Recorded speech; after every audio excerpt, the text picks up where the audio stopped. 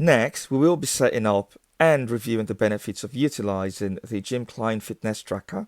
Make sure that the north and south pole of the charger latches onto the opposite fields. So the north goes onto the south and the south goes onto the north. If it doesn't, the magnetic field will repel the charger, which connotes that it is being installed incorrectly. So this is the correct way to do it. Once the magnetic charger has latched on correctly, we can proceed to take off the packaging and insert the USB into our computer. The design of the watch looks quite compact. It's got a 1.69-inch full touch screen, 270 milliamp hour lithium polymer battery, can charge up to 2 hours approximately, working time approximately 7 days, standby time approximately 30 days. Ingress protection of 68, which means that it's water resistance in fresh water up to a maximum depth of 1.5 meters for up to 30 minutes. When it is in its charging mode, this is the home screen synoptic watch face. To get the Gymcline app, scan the QR code using the camera on your phone. So go into the photo mode on your phone and scan the QR code to get the app.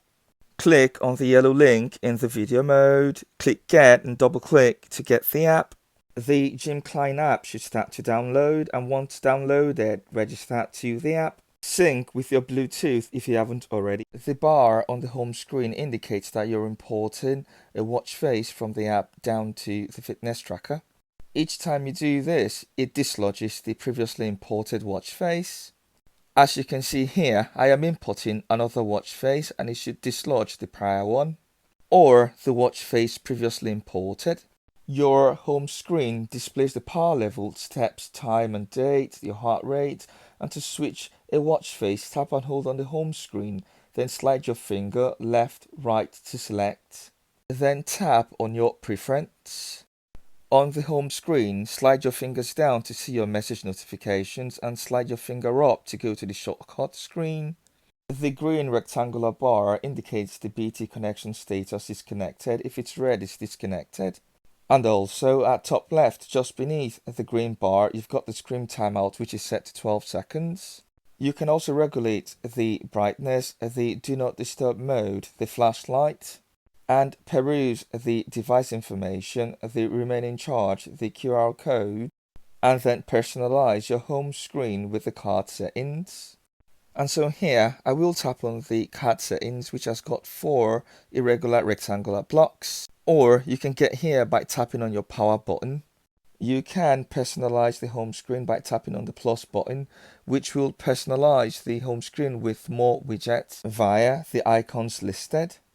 In the card settings, you've got your activity and workout to set your goals. You've got your heart rate, your stress, your blood pressure, blood oxygen, MET, which is a metabolic equivalent, your sleep, your weather, your alarm clock, your breathing, the music, calculator, stopwatch timer, which is quite an exhaustive list that can be tailored to your lifestyle. You can also regulate the brightness from the shortcut. Then check the remaining battery power and access the QR code, and also utilize the touchlight if you are in an obscure place.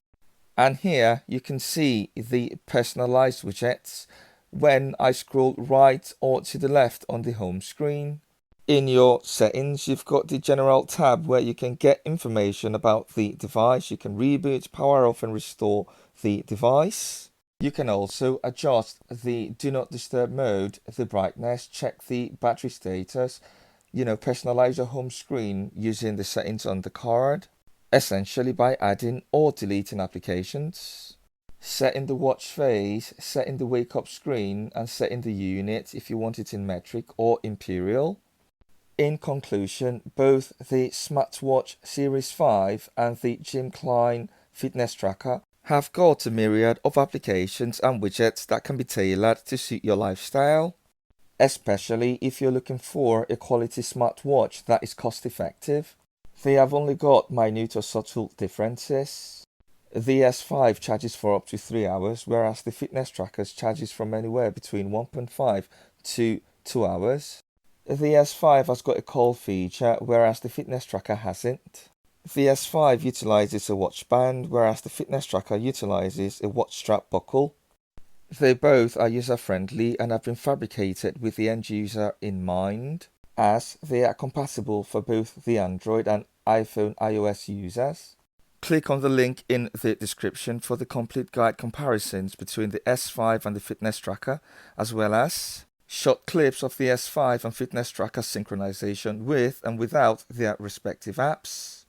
And that's about it really. If you found the information useful, don't forget to subscribe, like and share, helps the channel grow, and hopefully catch up with you later. Thank you for your time and thank you for listening. Goodbye.